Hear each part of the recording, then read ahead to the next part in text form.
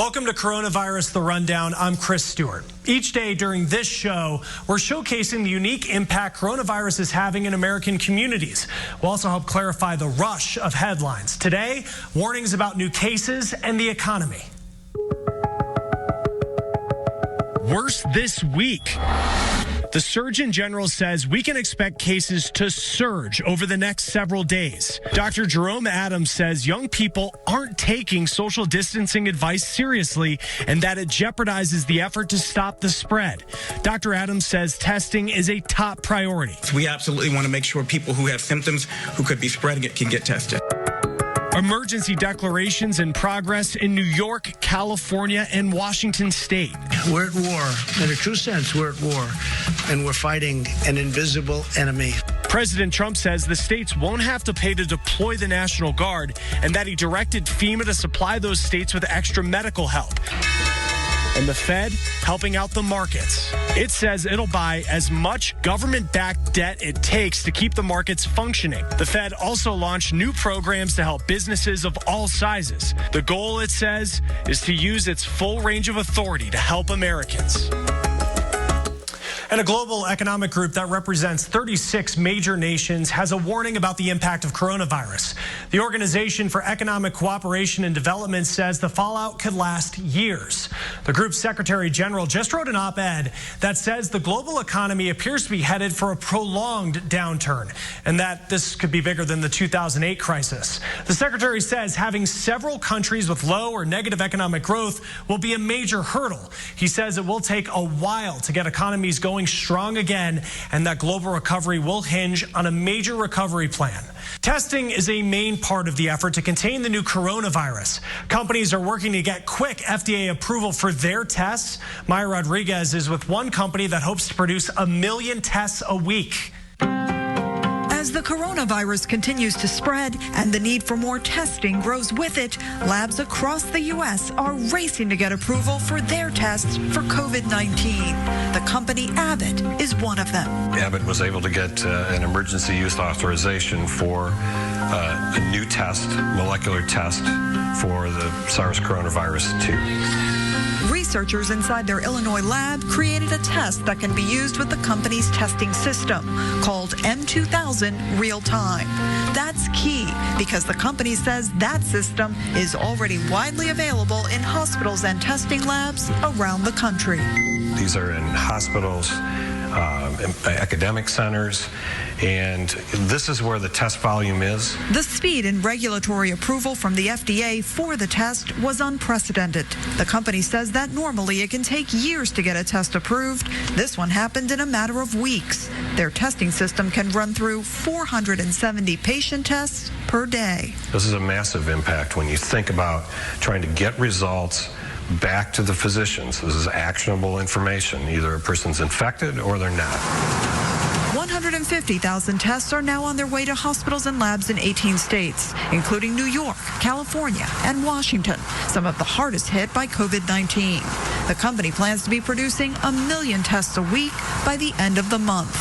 Other companies, including those in California and Texas, have similar authorizations from the FDA and are hoping to provide more tests. The key thing here is to get to a point where we can change the trajectory, reduce the numbers of new infections that are occurring.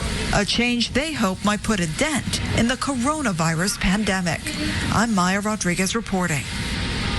Maya, thank you. And coronavirus is impacting people in unique ways. Our partners at Newsy found how life has changed for a now unemployed bartender.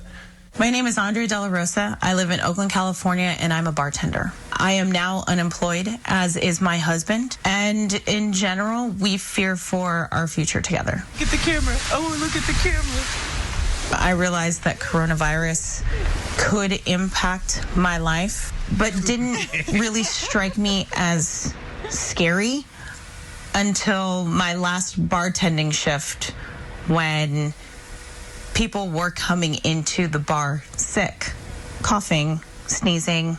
And it sunk in when people were making jokes and thinking that it wasn't serious and that, well, it's happening there, but it'll never happen here.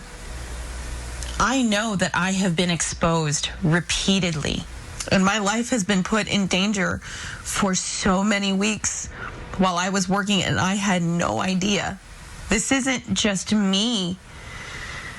It's my friends. It's my family who in the Midwest have no idea of the ramifications of what could happen. People need to stop going out for unnecessary reasons. Stop going out. I was thinking about the future of myself and my husband. We just got married last year. We've been saving all of our money to move out of the Bay Area, to start our life together, when we were just starting to put money away and just starting to get ahead. Now all of that is so uncertain. I know that my husband and I will get through this because he has been an amazing and supportive human being to me, that we can achieve our dreams and our goals together and stay healthy and live a long, happy life together. And there's just so much uncertainty for people, and so many states are asking people to stay home unless they absolutely have to go out.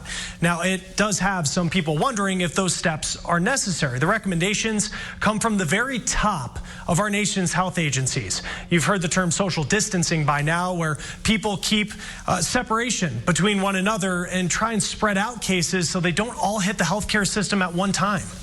But before we started talking about this, we had 90,000 to 100,000 ICU beds in our country.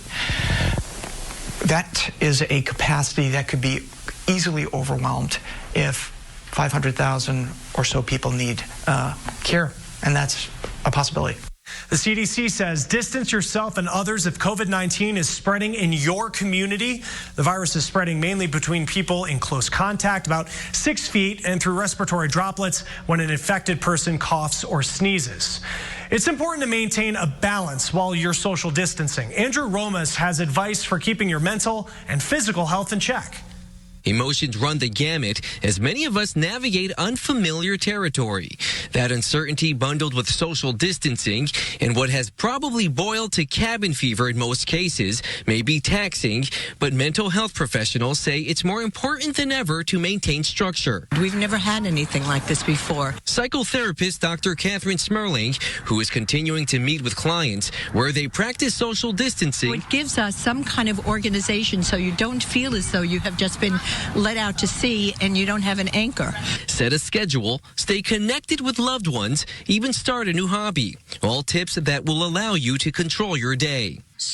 Virtual therapy sessions, this one led by licensed therapist Rachel Wright, just one of many resources easing the isolation. Keeping tabs on your physical wellness is just as important. Physical fitness is a big stress reliever. With all of the news, we've got to counter that. There has to be some balance. Experts also say if you incorporate others in those at-home activities, it may alleviate a significant amount of stress in the household. Isn't that right? It might be really fun to do some family sessions and have everybody together. All to stay afloat in uncertain times.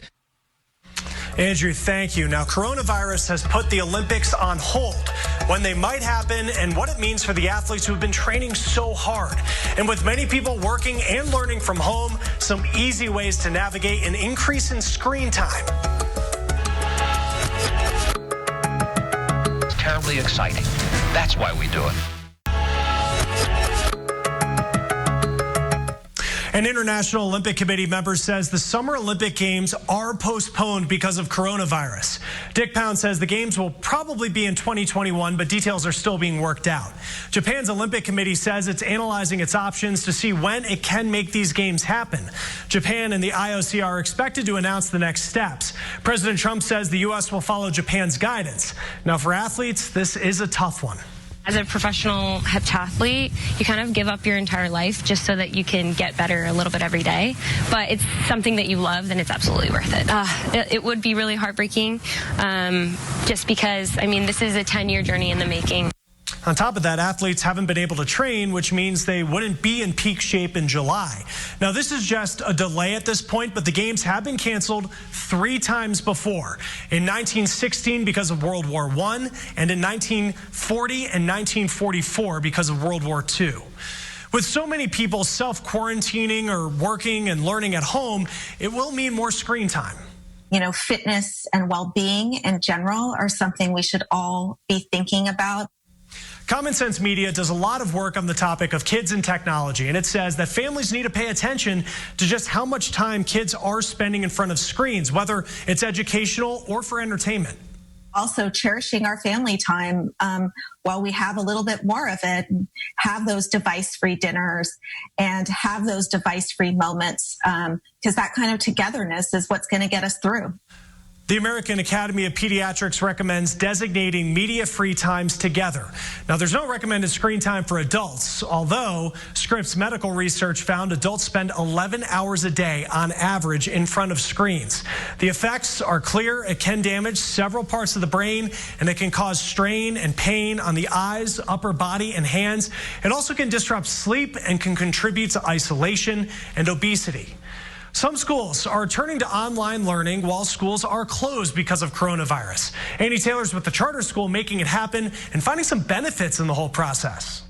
Hey, welcome to my classroom. Math teacher Marilyn Hartzell has turned her kitchen into an at-home classroom. Our group of schools decided that we were going to start to teach online. They sent Chromebooks home to students who didn't have a computer. What did you get for that one? Besides location, the school day here in Colorado looks very much the same. Kids are just now jumping from one Google Chat class to the next. 10-14? I think, at least for right now, because it's so new and exciting, the engagement's really high. These kids are so happy just to see kids their age. There are some benefits about teaching remote. It takes a lot longer to set up a lot of these assignments online. But in the end, the grading part and the ability to analyze the skills and what students are understanding is a lot faster. What are those challenging things that you guys are facing right now, especially when it comes to technology? It's really hard to ask children to be like, fix your Wi-Fi. If technology fails altogether, I pre-recorded my lessons and posted them on YouTube. While class for many students around the country has been postponed, Marilyn and her students are embracing online school. One half. Awesome. We're anticipating we probably won't come back this school year. But wants everyone to keep in mind, technology is a great tool, but technology doesn't teach children. I'm Annie Taylor reporting. Annie, thank you. And more people are looking to refinance their mortgages now that rates are at record lows. Now, between a surge in applications and a volatile market, right now may not be the best time. You know, a crush of business coming in can mean that, yes, lots of applications get placed, but no customers get served to their satisfaction. So lenders defensively price for a little bit of a time just to kind of meter that business on the way in. Keith Gumbinger is with mortgage information website HSH.com. He says lenders will probably pass along lower rates more evenly once the rush settles down. He says to take this time to really prepare for the process. Make your decisions beforehand. When you call a lender, it's very different calling and saying, I'd like to refinance with a 30-year fixed rate mortgage at 3.25%, and I don't want to pay more than $4,000 in fees. That's a very different statement than calling and saying, I think I need a mortgage, I want to refinance. He says it's also important to get multiple quotes. Your financial situation may be up in the air because of coronavirus. Experts say be proactive and know where to turn for help. And don't get frustrated if you don't get a resolution on the first call or the first contact. Persistence is another thing, in addition to patience. Try again. Try a different method of contacting the people that you need to talk to try to find resolution to some of the questions that you have. The National Foundation for Credit Counseling says having open communication is key.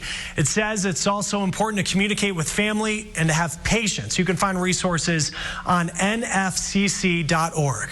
Now, there's a lot of information about coronavirus, and you can't trust all of it. We ask a doctor the biggest questions about the virus, how it's passed, and how to kill it. Next.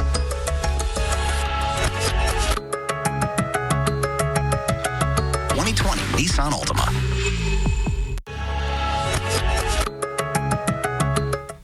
Welcome back to Coronavirus, The Rundown. I'm Chris Stewart, and there is a lot of information about coronavirus going around, so it can be really difficult to tell what to trust. So we took the biggest questions straight to a top expert. Let's set the record straight on coronavirus. The CDC says symptoms of COVID-19 include fever, coughing, and shortness of breath. Symptoms can appear between 2 and 14 days after exposure. While doctors draw comparisons to the flu, coronavirus is also interesting because it doesn't seem to be quite as infectious as common influenza. Dr. Shauna Gully with the large health system Centra Health has worked with coronavirus patients during this outbreak. Many of those people are quite well and have very minimal symptoms and do not need additional interaction with the healthcare system. But we do believe in people that are perhaps older or have multiple medical problems or anything that makes your immune system weaker, that coronavirus may be more dangerous than influenza. Dr. Gully says it's still unclear why coronavirus has been mild in children. So what do the experts say you should do? First of all, the worry about going and getting toilet paper, I don't think that should be first and foremost on anyone's list today. And while it is important to be prepared, we are seeing people come into our environments and take soap, masks, and other supplies home to try to stockpile in their homes. One of our hospitals actually had all of their soaps and hand sanitizers stolen. Speaking of hand sanitizer, the myths around putting it on your body or on your face is where we get into trouble. Those things are not safe for people to do. The CDC says people at a higher risk should avoid crowds. Dr. Gully says it's a good idea to keep your space. We believe that staying about 6 feet away from somebody with symptoms is the most protective space. As the number of cases grows in the U.S., public anxiety may be growing with it. So don't fear communicating if you're dealing with another kind of medical issue. If you're an allergy sufferer, I think it's important for you to talk to others about the fact that you have allergies and for them to be a little bit more assured that you're not infective, you have no fever, you have no deep cough, and you have no risk factors for coronavirus. But if you are experiencing any of these symptoms, the CDC says call your doctor. And make sure when you're searching for information that you get that information from verified sources. Now, working from home can squash the motivation to be active. So we have the easy things that you can do to keep moving and the full workouts people are doing for free. RTV6 is working for you.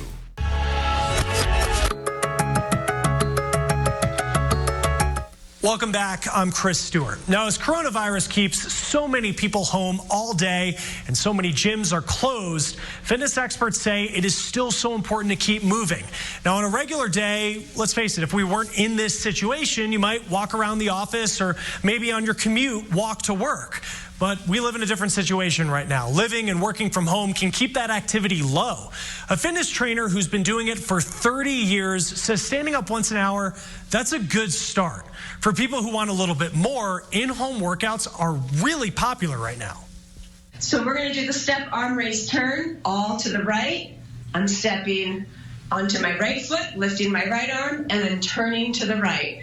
If you're not able to turn all the way, just pull as if you would turn, keeping my head neutral, not craning the head, but moving it with the shoulders. If your hand doesn't go overhead, you can do hand up to maybe head high, but pull the shoulder back with the sternal notch lifting. Yeah, good stuff to know if you really don't know where to get started. Another important thing here, take a look. Several big gym chains are offering free workouts online. Planet Fitness, which is what you're looking at here, is streaming theirs on Facebook and YouTube. You don't want to push yourself, especially if it's your first time. Take your time, ease into it. Don't try to do exactly as the person or people in the video might be doing, because it may be too much for you to do, or you may not move the same way that they do. Now, it is okay to feel a stretch, but you shouldn't feel pain, especially in your joints. All right, well, that is all the time that we have for today for Coronavirus The Rundown. We'll see you next time. I'm Chris Stewart. Thanks for joining us.